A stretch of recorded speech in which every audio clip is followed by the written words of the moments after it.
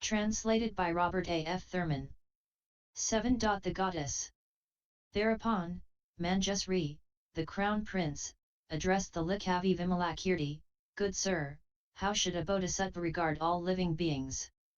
Vimalakirti replied, "Manjusri, a bodhisattva should regard all living beings as a wise man regards the reflection of the moon in water, or as magicians regard men created by magic.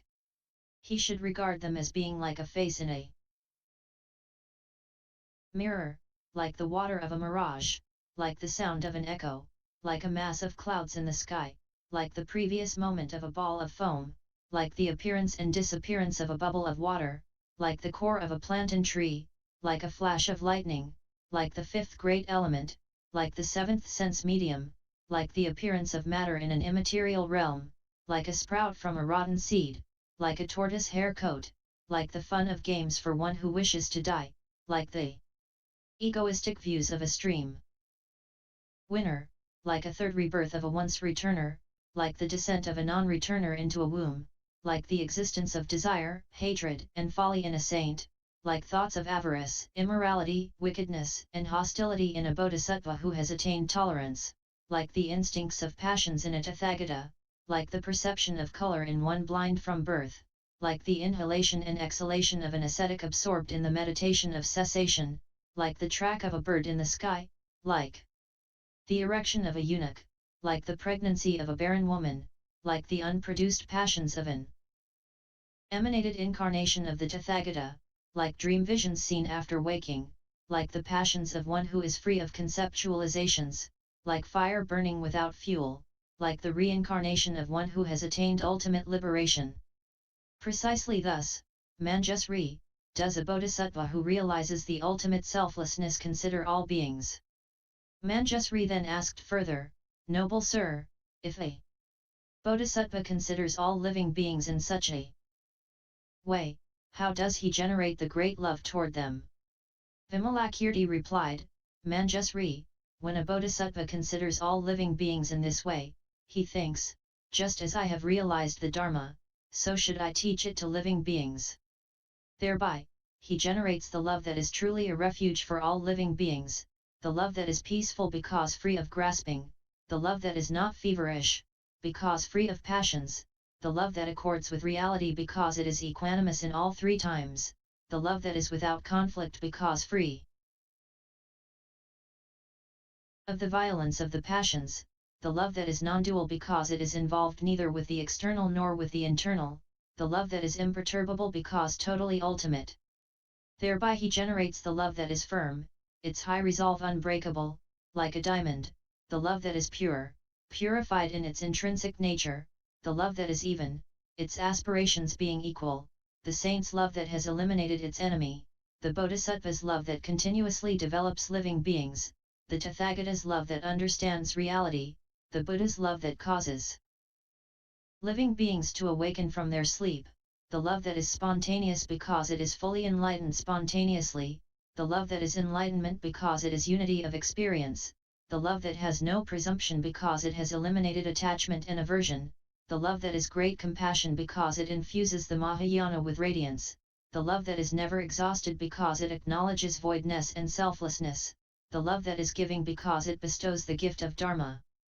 Free of the tight fist of a bad teacher, the love that is morality because it improves immoral living beings, the love that is tolerance because it protects both self and others, the love that is effort because it takes responsibility for all living beings, the love that is contemplation because it refrains from indulgence in tastes, the love that is wisdom because it causes attainment at the proper time, the love that is liberative technique because it shows the way everywhere, the love that is without formality because it is pure in motivation, the love that is without deviation because it acts from decisive motivation, the love that is high resolve because it is without passions, the love that is without deceit because it is not artificial, the love that is happiness because it introduces living beings to the happiness of the Buddha. Such, Manjusri, is the great love of a bodhisattva. Manjusri, what is the great compassion of a bodhisattva? Vimalakirti, it is the giving of all accumulated roots of virtue to all living beings. Manjusri, what is the great joy of the bodhisattva? Vimalakirti, it is to be joyful and without regret in giving. Manjusri, what is the equanimity of the bodhisattva? Vimalakirti, it is what benefits both self and others. Manjusri, to what should one resort when terrified by fear of life? Vimalakirti, Manjusri, a bodhisattva who is terrified by fear of life should resort to the magnanimity of the Buddha. Manjusri, where should he who wishes to resort to the magnanimity of the Buddha take his stand? Vimalakirti, he should stand in equanimity toward all living beings. Manjusri, where should he who wishes to stand in equanimity toward all living beings take his stand? Vimalakirti, he should live for the liberation of all living beings. Manjusri, what should he who wishes to liberate all living beings do? Vimalakirti, he should liberate them from their passions. Manjusri, how should he who wishes to eliminate passions apply himself? Vimalakirti, he should apply himself appropriately. Manjusri, how should he apply himself, to apply himself appropriately? Vimalakirti, he should apply himself to productionlessness and to destructionlessness. Manjusri, what is not produced? And what is not destroyed? Vimalakirti, evil is not produced and good is not destroyed. Manjusri, what is the root of good and evil? Vimalakirti, materiality is the root of good and evil. Manjusri, what is the root of materiality? Vimalakirti, desire is the root of materiality. Manjusri, what is the root of desire and attachment? Vimalakirti, unreal construction is the root of desire. Manjusri, what is the root of unreal construction? Vimalakirti, the false concept is its root. Manjusri, what is the root of the false concept? Vimalakirti, baselessness. Manjusri, what is the root of baselessness? Vimalakirti, Manjusri, when something is baseless, how can it have any root? Therefore, all things stand on the root, which is baseless. Thereupon, a certain goddess who lived in that house, having heard this teaching of the Dharma of the great heroic bodhisattvas, and being delighted, pleased, and overjoyed, manifested herself in a material body and showered the great spiritual heroes, the bodhisattvas, and the great disciples with heavenly flowers. When the flowers fell on the bodies of the bodhisattvas, they fell off on the floor, but when they fell on the bodies of the great disciples, they stuck to them and did not fall. The great disciples shook the flowers and even tried to use their magical powers, but still the flowers would not shake off. Then, the goddess said to the Venerable Shariputra, "Reverend Shariputra, why do you shake these flowers?" Shariputra replied, "Goddess, these flowers are not proper for religious persons and so we are trying to shake them off." The goddess said, "Do not say that, Reverend Shariputra." "Why? These flowers are proper indeed." "Why? Such flowers have neither constructual thought nor discrimination." But the elder Shariputra has both constructual thought and discrimination. Reverend Shariputra, impropriety for one who has renounced the world for the discipline of the rightly taught Dharma consists of constructual thought and discrimination, yet the elders are full of such thoughts. One who is without such thoughts is always proper. Reverend Shariputra, see how these flowers do not stick to the bodies of these great spiritual heroes, the bodhisattvas. This is because they have eliminated constructual thoughts and discriminations. For example, evil spirits have power over fearful men but cannot disturb the fearless. Likewise, those intimidated by fear of the world are in the power of forms, sounds, smells, tastes, and textures, which do not disturb those who are free from fear of the passions inherent in the constructive world. Thus, these flowers stick to the bodies of those who have not eliminated their instincts for the passions and do not stick to the bodies of those who have eliminated their instincts. Therefore, the flowers do not stick to the bodies of these bodhisattvas, who have abandoned all instincts. Then the Venerable Shariputra said to the goddess, "Goddess, how long have you been in this house?" The goddess replied, "I have been here as long as the elder has been in liberation." Shariputra said, "Then, have you been in this house for quite some time? The goddess said, has the elder been in liberation for quite some time? At that, the elder Shariputra fell silent. The goddess continued, Elder, you are foremost of the wise. Why do you not speak? Now, when it is your turn, you do not answer the question. Shariputra, since liberation is inexpressible, goddess, I do not know what to say. Goddess, all the syllables pronounced by the elder have the nature of liberation. Why? Liberation is neither internal nor external, nor can it be apprehended apart from them. Likewise, syllables are neither internal nor external, nor can they be apprehended anywhere else. Therefore, Reverend Shariputra, do not point to liberation by abandoning speech. Why? The holy liberation is the equality of all things. Shariputra, goddess, is not liberation the freedom from desire, hatred, and folly? Goddess, liberation is freedom from desire, hatred, and folly. That is the teaching of the excessively proud. But those free of pride are taught that the very nature of desire, hatred, and folly is itself liberation. Shariputra, excellent. Excellent, goddess. Pray, what have you attained, what have you realized, that you have such eloquence? Goddess, I have attained nothing, Reverend Shariputra. I have no realization. Therefore I have such eloquence. Whoever thinks, I have attained, I have realized, is overly proud in the discipline of the well-taught Dharma. Shariputra, goddess, do you belong to the disciple vehicle, to the solitary vehicle, or to the great vehicle? Goddess, I belong to the disciple vehicle when I teach it to those who need it. I belong to the solitary vehicle when I teach the 12 links of dependent origination to those who need them. And, since I never abandon the great compassion, I belong to the great vehicle, as all need that teaching to attain ultimate liberation. Nevertheless, Reverend Shariputra, just as one cannot smell the castor plant in a magnolia wood, but only the magnolia flowers, so, Reverend Shariputra, living in this house, which is redolent with the perfume of the virtues of the Buddha qualities, one does not smell the perfume of the disciples and the solitary sages.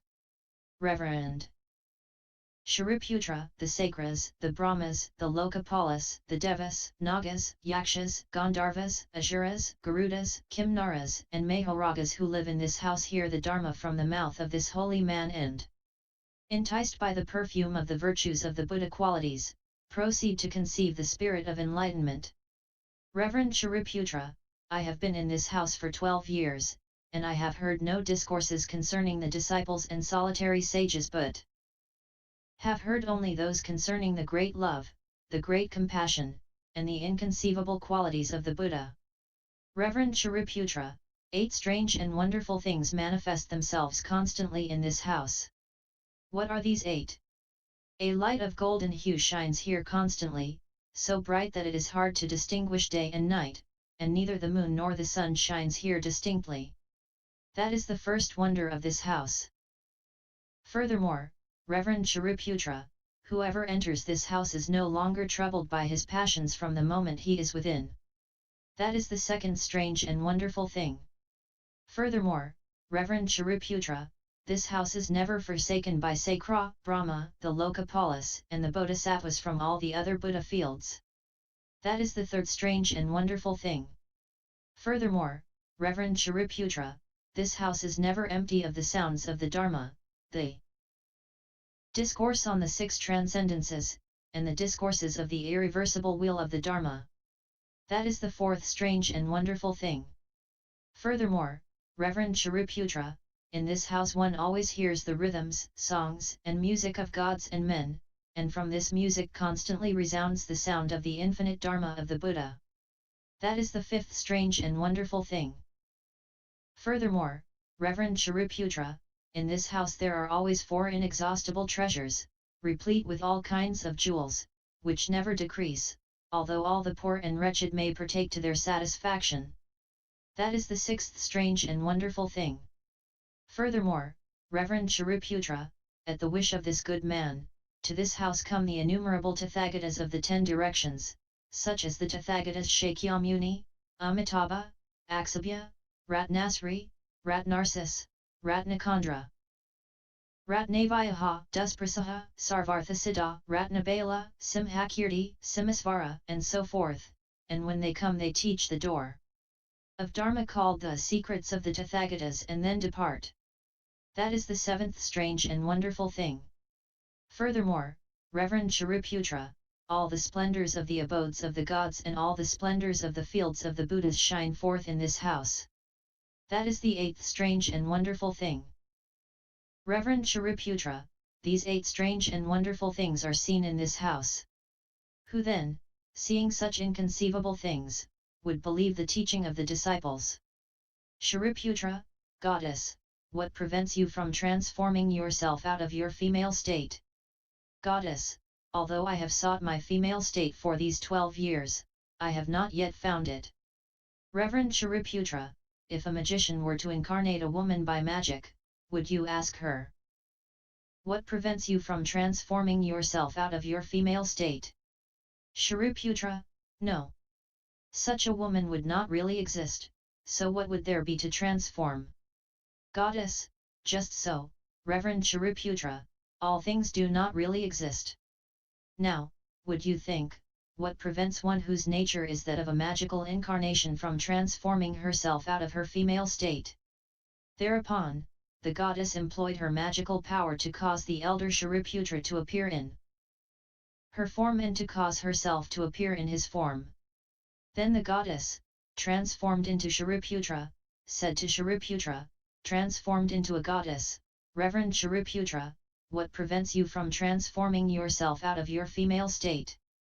And Shariputra, transformed into the goddess, replied, I no longer appear in the form of a male.